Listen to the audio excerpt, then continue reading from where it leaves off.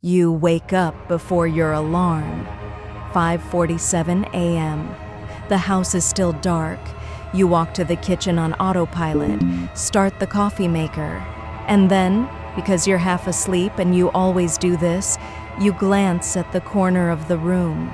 The chair is turned around, not toward the table, not toward the window, toward the wall. You always leave it facing the table, every single night, for 3 years. Someone turned it around, and they sat in it long enough to leave an indent in the cushion. Tonight, 5 true stories. 5 moments when someone realized they were not as alone as they believed. Each of these accounts was reported to police, documented, or shared directly by the people who lived through them. These aren't ghost stories. They're worse, because every single one of them started inside a home exactly like yours. Stay with me until the end. The last story is the one that will follow you to bed. You move into a new apartment in October. Ground floor, 2 bedrooms, quiet neighborhood. You've walked through every room. You know the layout, or you think you do. It's your 3rd week in the apartment when you notice it. A door at the end of the hallway. You've walked past it 100 times. You assumed it was a utility closet. Tonight, for no particular reason, you try the handle. Locked from the outside. That's when you notice the lock isn't a standard interior lock. It's a heavy-duty deadbolt, the kind you mount on an exterior door. You call your landlord. He says there is no such door.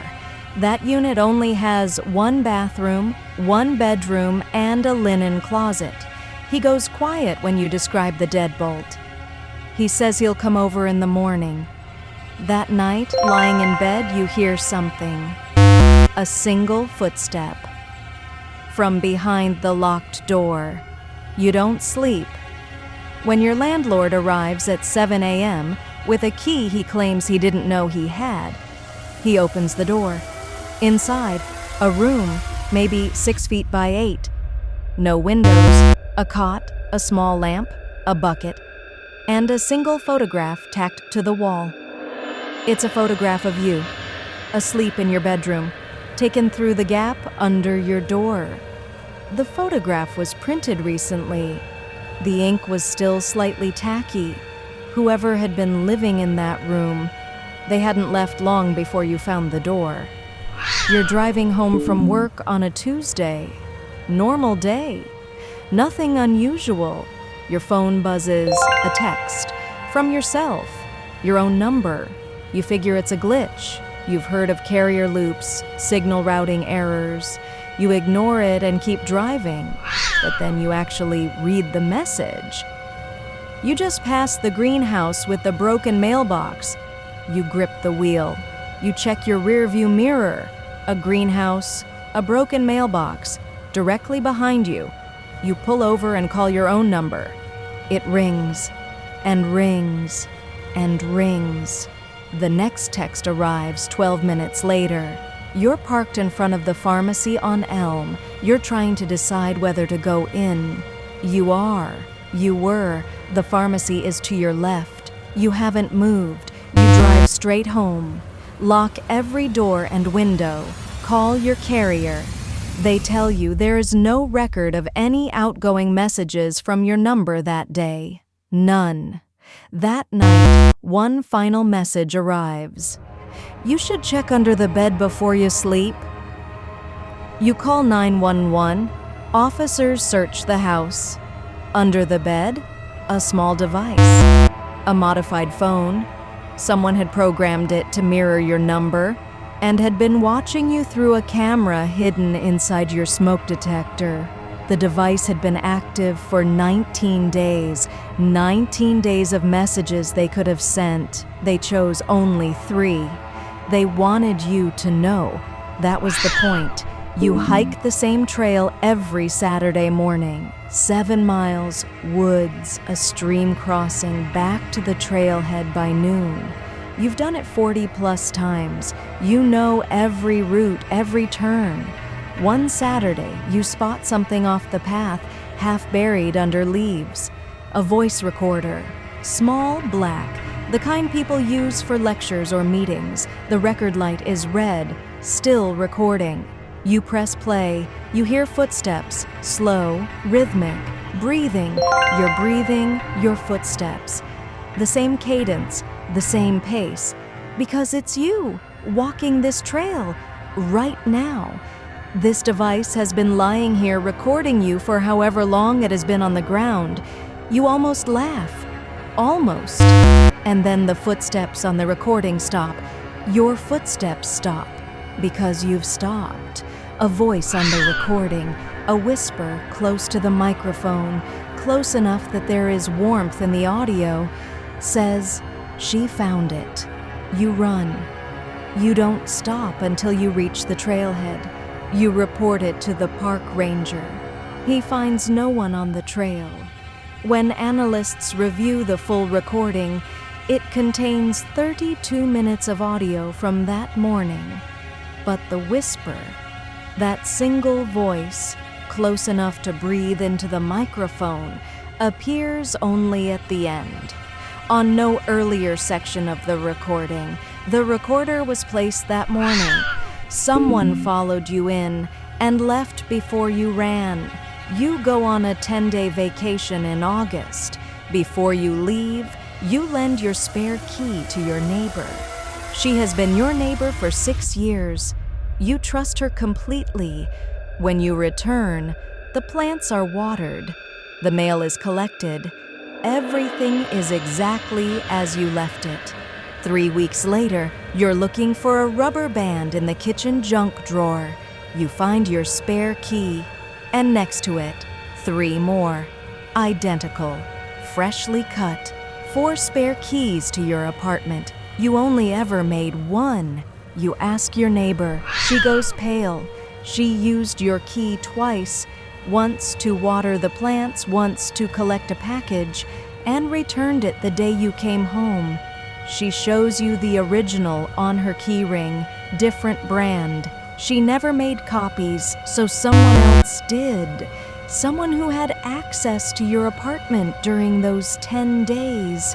You hire a locksmith to re-key everything. While he is working, he finds something behind the deadbolt plate of your front door.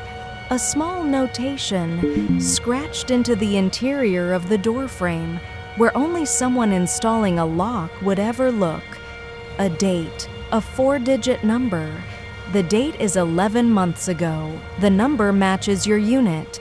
Someone has been making and losing copies of your key for nearly a year. You never knew. Your grandmother passes away in February. You inherit the farmhouse, the property she lived in alone for the last 22 years. You drive out in March to begin clearing it. The house is cold, dusty, but intact. You work through the kitchen, the living room, the bedroom. You find old photographs, old letters, the ordinary accumulation of a long life. On the second day, you are pulling up a section of rotted floorboard in the back bedroom when you find it. A journal, bound in brown leather, no name on the cover. You open it. The handwriting is small, precise, and entirely unfamiliar. The first entry is dated 14 months ago. She had eggs for breakfast. She sat by the window for a long time after. You go very still.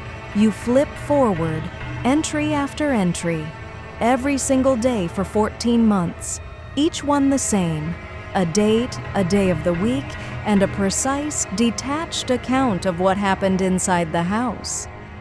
She didn't sleep well, light on until 3. A visitor came, left before noon. She cried this evening, alone at the table. You flip to the last entry written in your grandmother's lifetime. It is dated February 9th. Your grandmother died February 9th. The entry reads, "She fell at 9:14 p.m. She did not get up." You sit with that for a long time. Then you realize there are more pages. You turn to the next entry, dated March 3rd, 3 weeks after your grandmother's death. 3 weeks ago. She arrived at 2:30 in the afternoon. She drove the gray car. She parked in the driveway, not the street. She looked at the house for a long time before going inside. You drove the gray car. You parked in the driveway.